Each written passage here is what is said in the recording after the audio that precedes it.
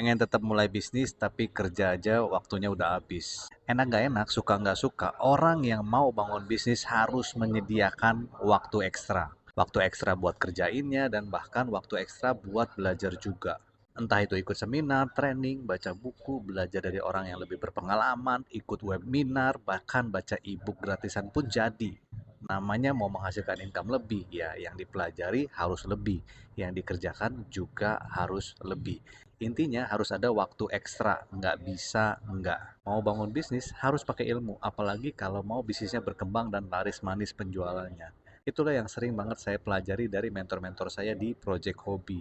Walaupun saat ini saya memang orang dagang, orang usaha, tapi tetap aja masih sangat perlu untuk belajar lagi. Perlu ekstra waktu buat kerjain bisnis baru saya itu. Apalagi teman-teman yang baru mau mulai merintis bisnisnya, artinya belum punya pengalaman sama sekali. Udah wajib hukumnya kan untuk belajar hal yang baru. Pertanyaannya, teman-teman tahu nggak harus belajarnya apa? Belajarnya kemana? Belajarnya ke siapa atau dari siapa?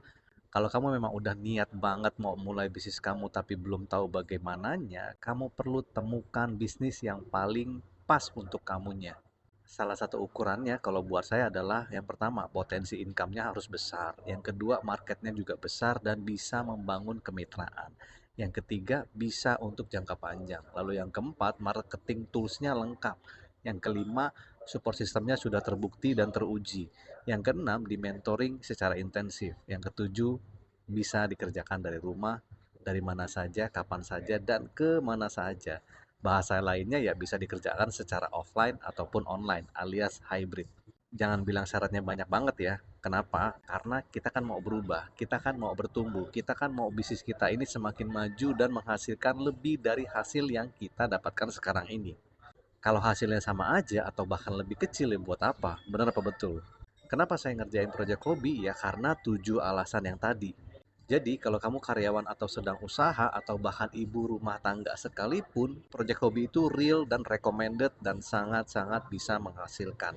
Untuk kamu yang mau serius untuk juga mau mulai bisnis kamu, cek profil saya aja. Di sana ada arahannya soal project hobi.